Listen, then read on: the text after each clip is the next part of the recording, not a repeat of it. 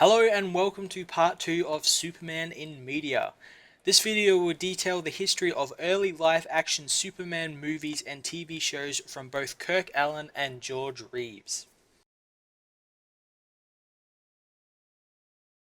In 1948, 6 years after the Fleischer and famous Studio Superman cartoons, Columbia Pictures released a 15-part black and white film serial featuring Superman. Like the Batman serials that preceded it, it is notable for being the first live-action appearance of Superman. Originally aired at movie matinees, the serials would all end on a cliffhanger, thus drawing people back to see the follow-up. Also, thanks to the small production budget, Superman's flight scenes were done with animation. The story of the serial outlines Superman's origins, from the time he left Krypton as a baby and was raised by a kind farm couple to when he first traveled to Metropolis and his first encounter with Kryptonite. The series saw tremendous financial success and was so popular that it launched the Superman actor Kirk Alyn and Lois Lane actress Noel Neal's careers. A sequel serial titled Atom Man vs. Superman was released in 1950.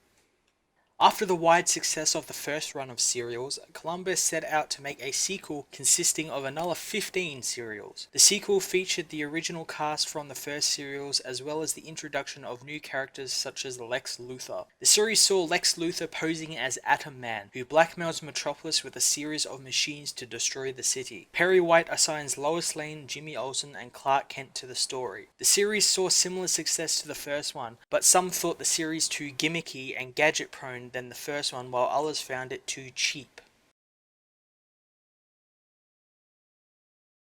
A year after the last Kirk Alyn serial, Lippert Pictures released the independently made Superman and the Mole Men. This was the first real live-action feature film based on the Superman characters. The movie was shot in only 12 days on a studio backlot and served as a trial to the syndicated Adventures of Superman TV series, for which the film became a two-part episode called The Unknown People. The movie centers on Clark and Lois being sent to a small town which has the world's deepest oil well. The drilling has awoken the Mole Men, a race of small creatures who come to explore the surface. As with most episodes of The Adventures of Superman, the film was aimed at adults, featuring violence rarely seen at the time of original airing. The film was also compared to The Day the Earth Stood Still, which also released the same year. Both films were seen as byproducts of the Red Scare of a post-World War II era. After the feature film came out and was a success, the TV show The Adventures of Superman went ahead in syndication in 1952. The first two seasons of the show were filmed in black and white, while seasons 3 through 6 were filmed in color, but were originally shown in black and white during the original airing run. Television viewers never saw the colored episodes until 1965, when the show was syndicated to local stations. The series followed Superman battling gangsters, crooks, and other villains while masquerading as Clark Kent, reporter of the Daily Planet. While nowadays the special effects used to bring Superman's powers to life would be considered simple, the effects were very advanced for the time of production. Superman's flight ability was done by having George Reeves lying on a flat surface, which is notable during the scenes since you can see his legs and arms are at a flat angle. Wires and springboards were used to simulate Superman's takeoff, but were quickly disregarded when Reeves suffered a concussion when a wire snapped, throwing him into the studio's floor. In 1958, producers intended to start a spin-off show called Super Pup, which saw live-action actors in dog suits portraying canine versions of Superman and other characters, but the pilot was never aired and the idea was scrapped. When Perry White actor John Hamilton passed away in 1958, plans for the series going into the 60s were put in disarray, and came to a head when Superman actor George Reeves died in 1959. Producers suggested that the show become Superman's pal Jimmy Olsen, using only stock shots of Reeves, Superman, and stunt doubles, but Jimmy Olsen actor Jack Larson rejected the idea, calling it distasteful. In 1961, another show pilot was shot, The Adventures of Superboy, but was never picked up. In 2006, the movie Hollywoodland was released, which dramatized the show's production and death of star George Reeves, who was played by Ben Affleck.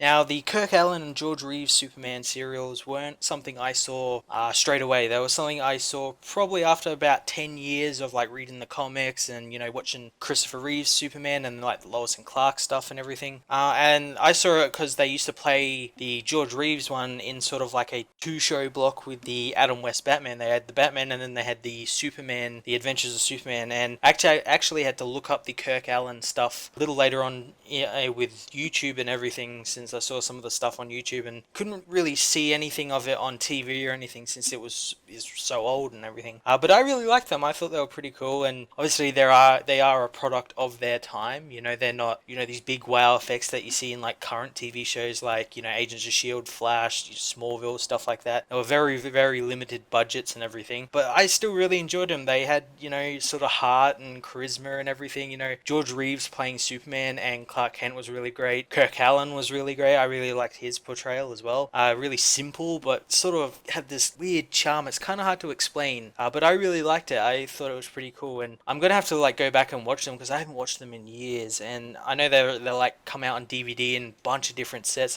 Think I saw like I think I owned like a couple on like VHS like a long time ago. But I obviously have to go look them up again. I think they might also be on YouTube. I'm not sure whether these are under public domain or not, which is why I didn't use any in this video. Wasn't really too sure, and I couldn't really find any definitive answers, and because it's still being sold as DVDs, I'm guessing it's not. But yeah, really cool series, really cool looks at Superman back when he was still sort of new, and he'd been around for about 10-20 years then, and people were still trying to like figure him out, and it was like the golden age, so he had like all these crazy powers and everything, and yeah, it was pretty cool. And the actors as well themselves became stars of the show. Like a couple of them appeared in the Superman movies. I think Noel Neill, the woman who played Lois Lane in Kirk Alyn and George Reeves series, I think she went on to do some stuff in, I think, the Christopher Reeves Superman. I'm not sure which one. I think either one or two. Unfortunately, George Reeves died in 1959, so he obviously couldn't be in them. But